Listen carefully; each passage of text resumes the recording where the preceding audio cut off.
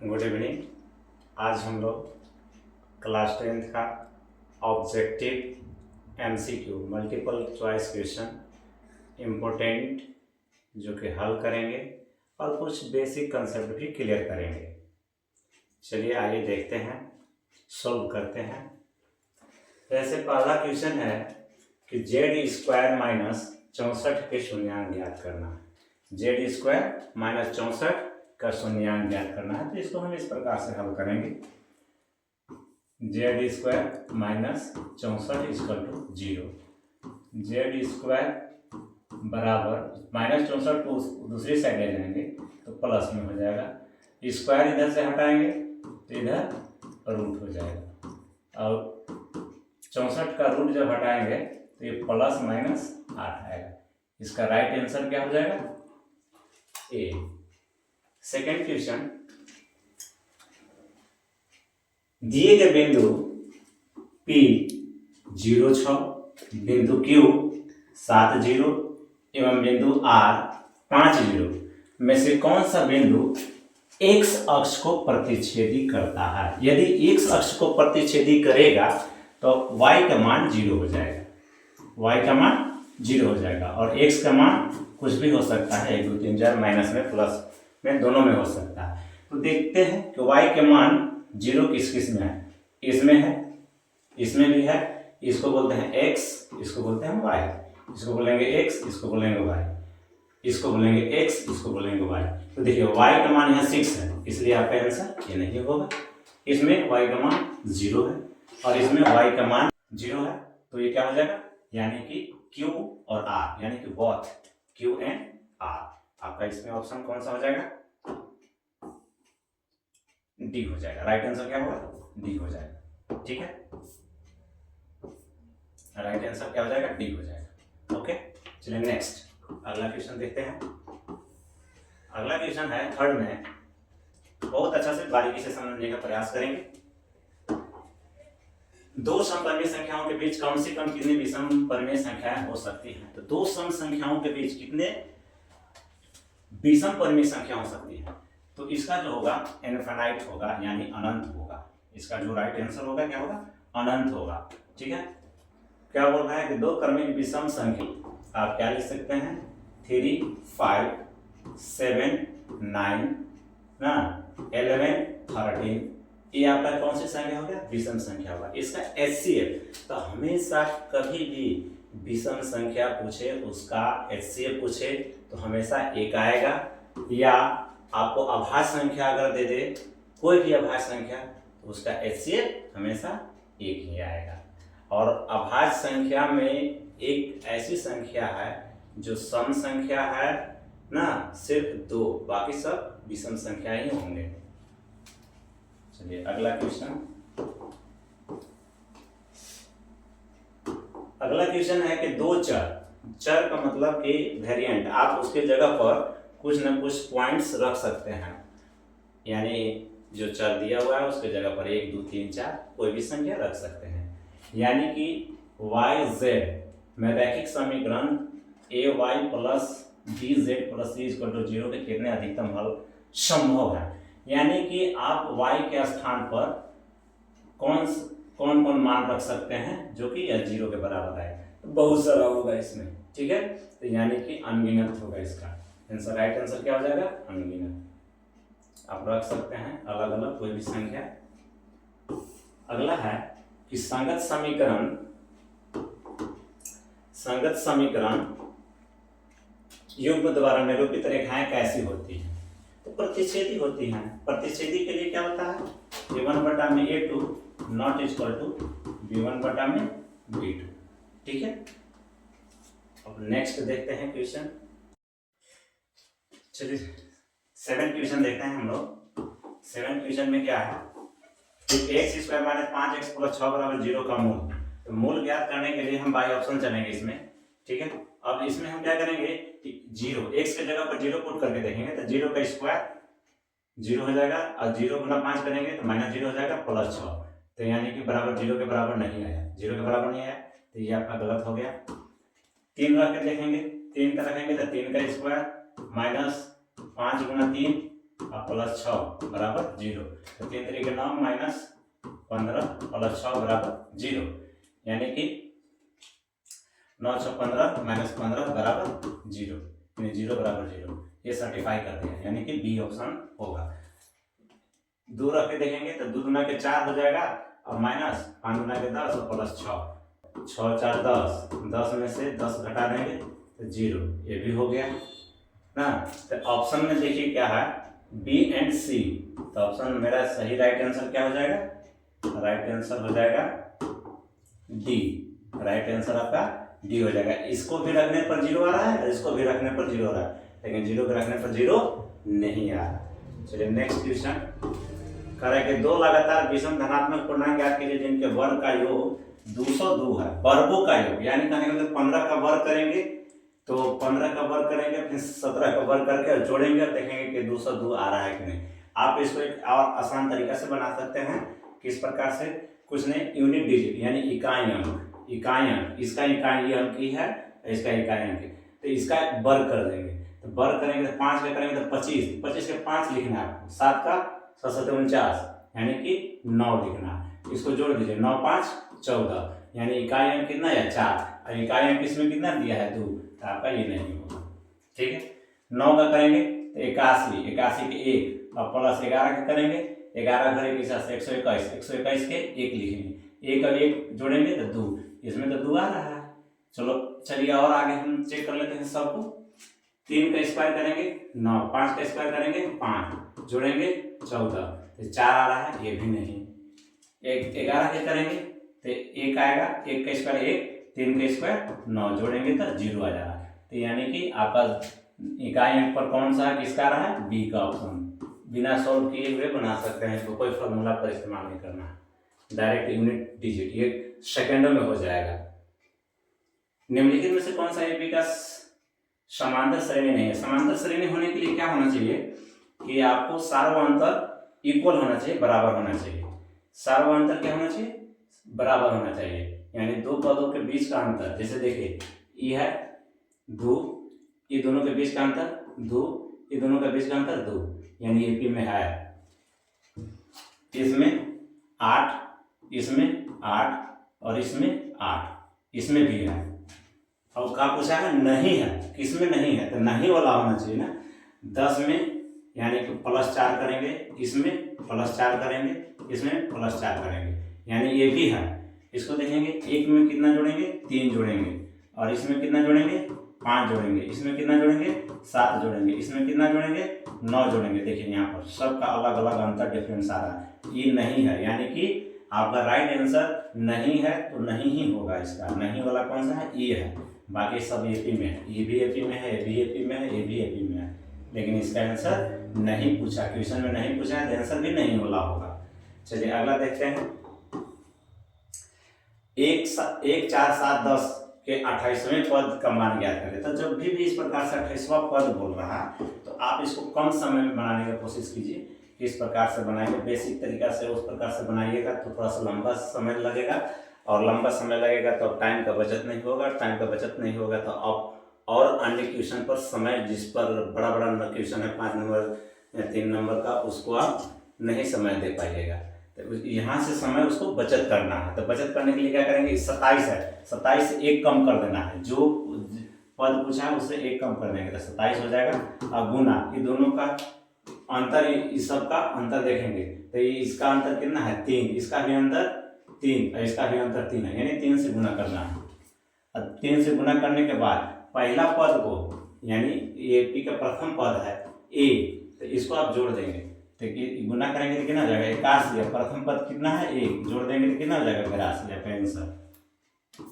ठीक है, समझ में आ रहा है। नेक्स्ट क्वेश्चन, इसको भी उसी प्रकार से हल करेंगे हम लोग, ज्यादा समय नहीं देंगे। 2 समरूप त्रिभुजों के क्षेत्रफलों के अनुपात दिया है। किसका अनुपात दिया हुआ है, क्षेत्रफल दिया हुआ है। क्षेत्रफल का जब अनुपात दिया है ना, तो उनकी संगत भुजाओं का, जब भी संगत भुजाओं का अनुपात निकालना है तो क्षेत्रफल दिया है तो उनको रूट कर देंगे। तो इसका रूट करेंगे तो इसका रूट हटेगा तो 4 आएगा, और इसका रूट हटेगा तो 9 आएगा, यानी कि 4√9। कौन सा, सी आंसर। आगे चलते हैं। समचतुर्भुज के विकर्ण समचतुर्भुज के विकर्ण 12 सेंटीमीटर 16 सेंटीमीटर इसकी प्रत्येक भुजा की लंबाई ज्ञात करें। तो इस प्रकार से है, इसका डायगोनल दिया हुआ है 16, तो 16 है तो ये वाला हो जाएगा 8, ये हो जाएगा 8 और ये है 12, तो ये हो जाएगा 6। ठीक है, अब क्या करेंगे कि इसका वर्ग कर देंगे। यहाँ पर 90 डिग्री का कोण बनेगा, प्रतिच्छेदी कर रहा है दोनों लाइन, यहाँ पर 90 डिग्री का कोण बनेगा, यानी कि 8 कर्ण, ये वाला कर्ण पूछ रहा है, तो कर्ण आपको मान निकालना है। तो कर्ण का मान निकालने के लिए क्या करेंगे हम, कर्ण बराबर अंडर रूट ना 8 का स्क्वायर प्लस 6 का स्क्वायर, यानी कि कितना हो जाएगा 64 और प्लस 36 जोड़ देंगे तो कितना हो जाएगा √100। √100 का जब हटाएंगे तो कितना हो जाएगा 10 आएगा। कितना आएगा 10। ठीक है, कितना आएगा 10 आएगा। 10 यानी कि सेंटीमीटर यूनिट देख लेंगे, सेंटीमीटर है, सेंटीमीटर में होगा, इसका राइट आंसर सी हो जाएगा। चलिए नेक्स्ट, थोड़ा फास्ट करने की कोशिश कर रहे हैं।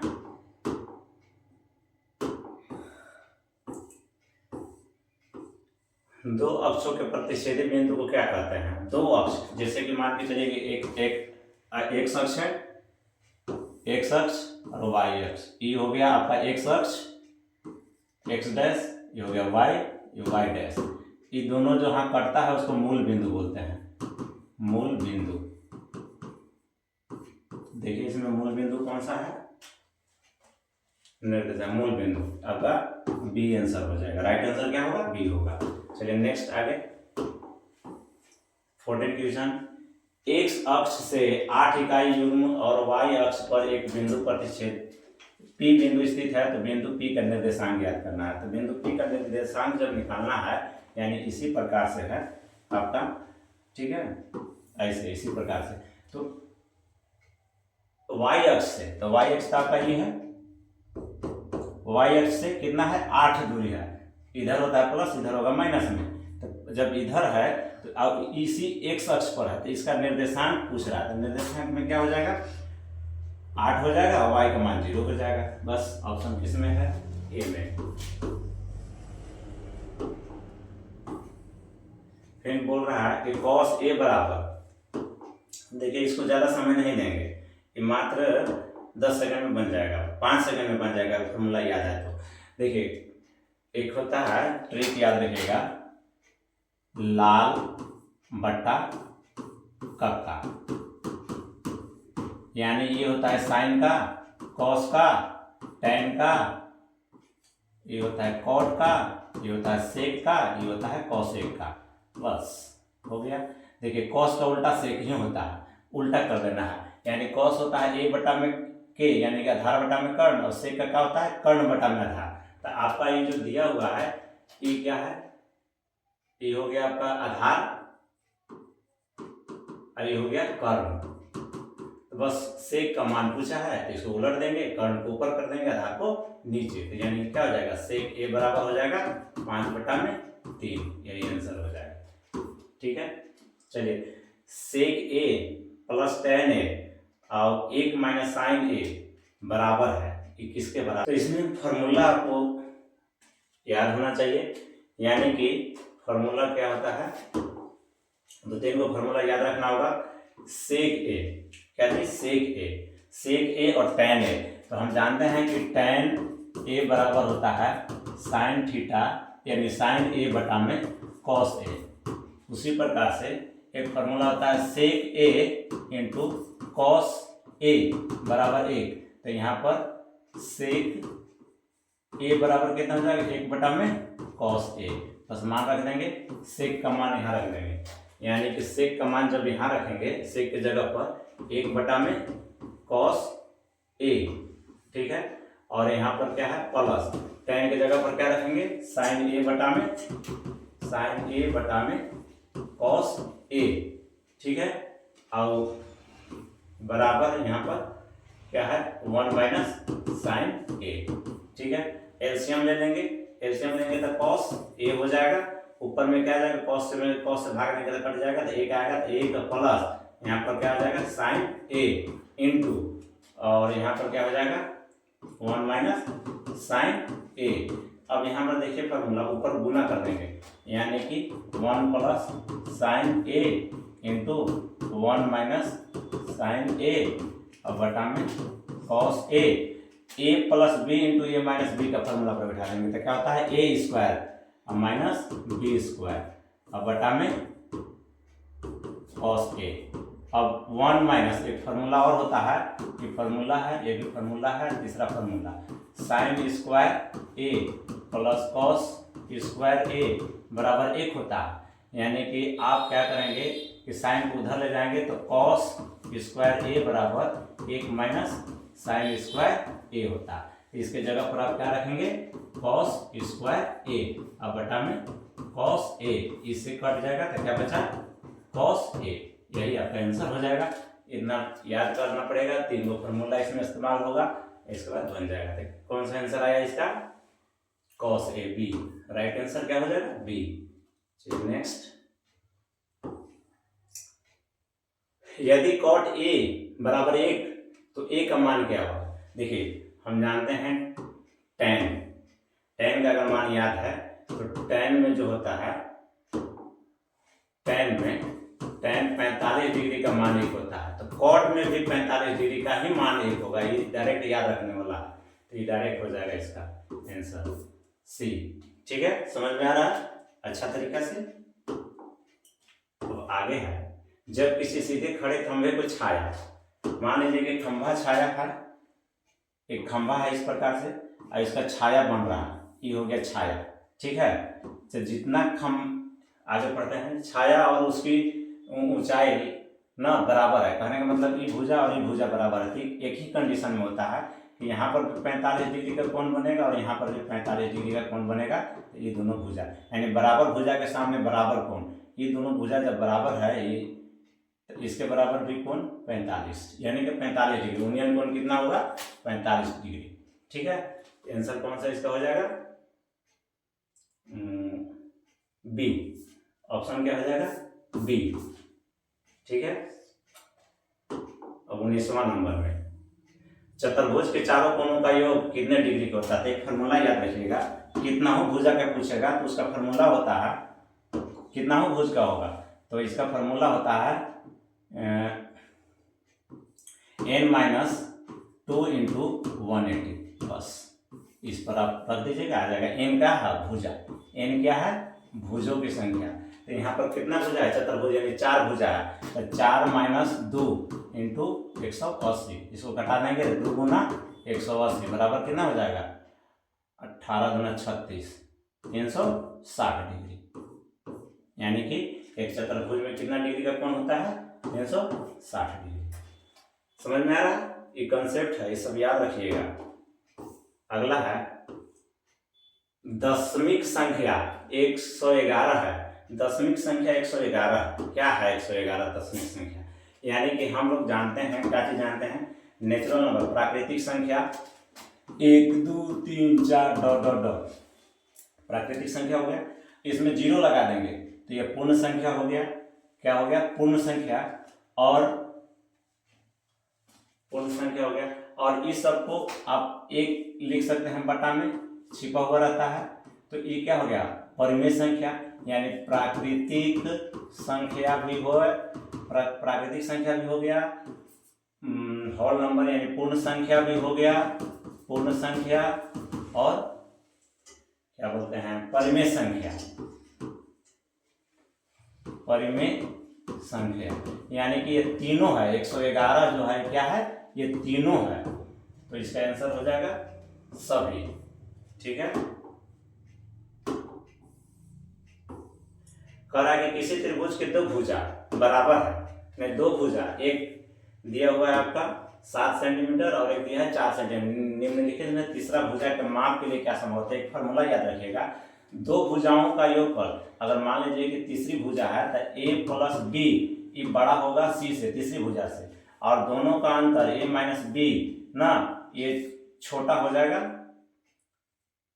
c से क्या हो जाएगा छोटा हो जाएगा।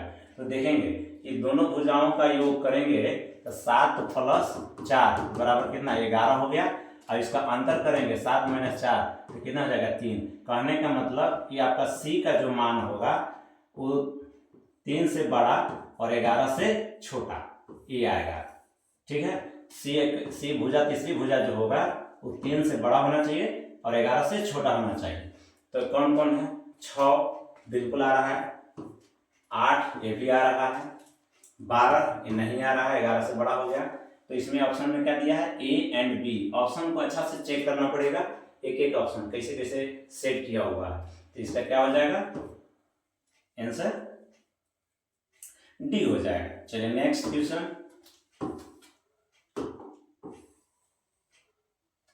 अब देखिए क्या है कि एक पासे, जब भी पासा जो होता है इस प्रकार से होता है, हमको सिर्फ 3 ही संख्या दिखाई देता है ना। मान लीजिए कि पासा हो गया, 3 वो सामने से दिखाई देगा, 3 को छिपा हुआ रहता है।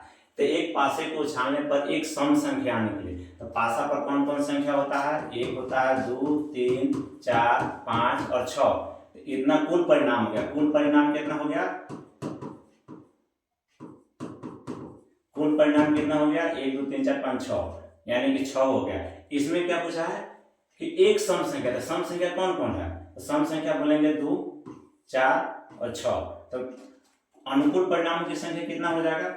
अनुकूल परिणामों की संख्या कितना हो जाएगा? 1, 2, 3, 3 हो गया। तो प्रायिकता बराबर क्या हो जाएगा? अनुकूल परिणामों की संख्या बटा में कुल परिणाम। तो 3 बटा में 6, इसको काट देंगे 2, यानी कि 1 बटा 2 आंसर हो जाएगा। 1 बटा 2 आंसर हो जाएगा। कौन सा? 1 बटा 2 बी। आपका राइट आंसर क्या हो जाएगा? कलर चेंज कर देते हैं, बी हो जाएगा। Right answer B. ठीक है, नेक्स्ट। निश्चित होने वाली घटना की प्रायिकता क्या होती है? निश्चित बोल रहा है, 100% होना चाहिए। तो 100% एक ही कंडीशन में होगा, या तो आपको 1 लिखा होगा 1 लिखल होगा, या 100% होगा लिखल। ये दोनों एक ही वैल्यू है, यानी कि इसमें कौन सा होगा? 1, डी हो जाएगा। ठीक है, एक पासे को उछाला जाता है, एक पासा है उसको उछाला जाता है ना, लीडो बट्टी। 3 के गुणज संख्या के आने की प्रायिकता। 3 के गुणज क्या क्या हो सकता है? अभी पीछे जो हम जानते हैं 1, 2, 3, 4, 5, 6। तो 3 के गुणज एगो ये हो गया और एगो ये हो गया, तो टोटल कितना हो गया? 2 हो गया 3 के गुणज। और टोटल पासा में कितना संख्या होता है? 6 ना। तो 6 इसको रख देंगे, काट देंगे, 2 एकम 2, 2 तिया 6, यानी कि 1 बटा में 3। इसका आंसर जो राइट आंसर होगा 1 बटा में 3 बी होगा। क्या होगा? बी होगा। समझ में आ रहा है? अच्छा से इसको समझिए। नेक्स्ट क्वेश्चन कर है कि x + 3 और 3x और 4x + 2 समांतर श्रेणी में हो तो x का मान क्या होगा? इसको पुट वैल्यू मेथड से करेंगे। इसको बारी बारी से 1 रख के देखेंगे। तो 1 रखेंगे तो यहाँ 4, यहाँ 1 रखेंगे तो 3, यहाँ 1 रखेंगे तो 6। तो देखिए 4 में कम हो गया, फिर बढ़ा दिया, इसलिए ये नहीं होगा। ठीक है, अब इसको देखते हैं, क्या बोलते हैं? 5 रख के देखते हैं। 5 रखेंगे तो 5 और 3 8 बन जाएगा, और 5 तिया 15 हो जाएगा, 5 का 20 और 2 22 हो जाएगा। 8 में 7 जोड़ेंगे 15, 15 में 7 जोड़ेंगे 22, यानी कि सही है आपका, सही है। इसको भी चेक कर लेंगे। 3 और 3 6, कितना आएगा? 6, और 3 त्रिके 9, और 3 चौका 12 और 2 14। देखिए इसमें 3 बढ़ा और इसमें 5 बढ़ गया, तो ये भी नहीं होगा, यानी ये भी गलत हो गया। 4 रखेंगे तो 4 और 3 7, और 4 तिया 12, और 4 चौका 16 2 18। तो 7 और 5, इसमें डिफरेंस कितना है? 5, इसमें डिफरेंस कितना आएगा? 6। ये भी नहीं होगा। इसका राइट आंसर क्या हो गया? डी। चलिए ठीक आ रहा है समझ में? अब है 5, 6, 8, 9 और x तथा 13 का मध्य अनुपात, मध्य जो है 10 है, तो x का मान निकालना है। x का मान क्या निकालना है? कई संख्या पहले गिनिए, 1, 2, 3, 4, 5, 6। तो 6 से, यानी कि इसमें 6 से गुना कर देना है। मध्य में जो दिया हुआ 6 से, तो कितना हो जाएगा? 60, अब हमको इस सब पे जोड़ के 60 लाना है, यानी 5 + 6 + 8 + 9 + x + 13 बराबर कितना आना चाहिए? 60 आना चाहिए। तो इसको जोड़ दीजिए, तो जोड़ने पर 5 6 11 11 9 20 28 28 और 13 कितना होता है? 41 41 और प्लस x बराबर 60। तो x बराबर कितना हो जाएगा? 60 - 41 बराबर 19। आपका आंसर क्या हो जाएगा? 19, यानी कि ऑप्शन डी। ठीक है, नेक्स्ट चलते हैं हम लोग 27 क्वेश्चन। 2 6 4 2 5 0 2 1 2 3 2 का बहुलक ज्ञात करें। बहुलक का मतलब कि जो ज्यादा बार आया हो। तो ज्यादा बार कौन आया है? देखिए यहाँ 2 1 बार 2 बार 3 बार 4 बार 5 बार। अब तो कोई लगता नहीं है, इसलिए 2 आपका आंसर हो गया।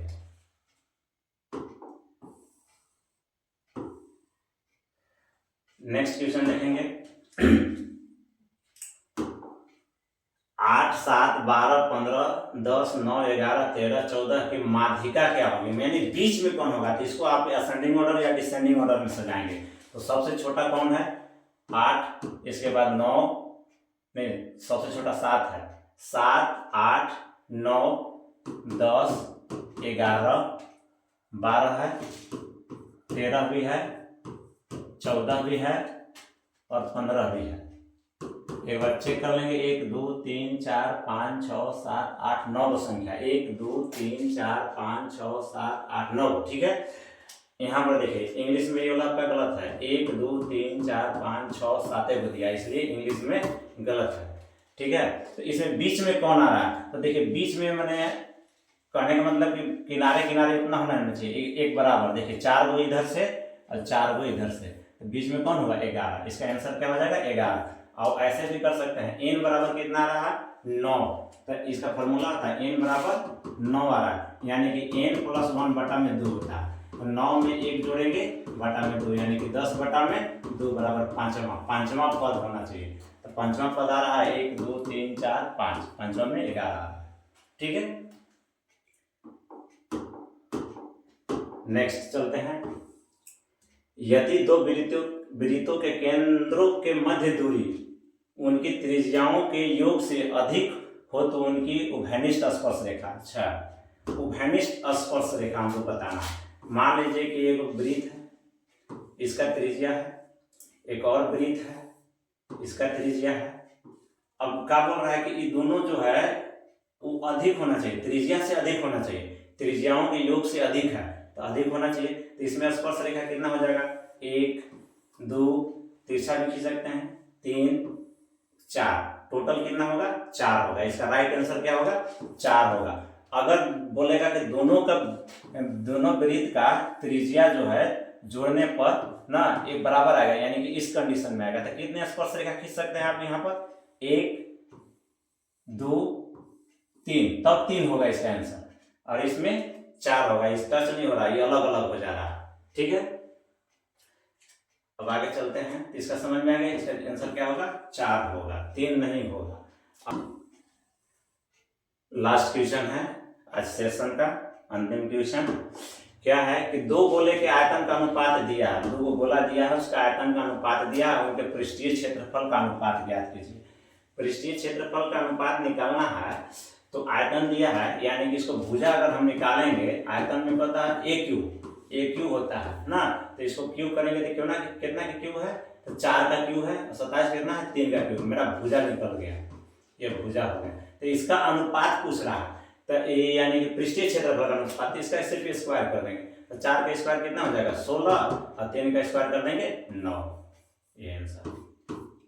चलिए, आज 30 क्वेश्चन हम लोग ऑब्जेक्टिव फास्ट थोड़ा सा किए हैं। थैंक यू, जय हिंद, जय भारत। और आप लोग इसको शेयर करें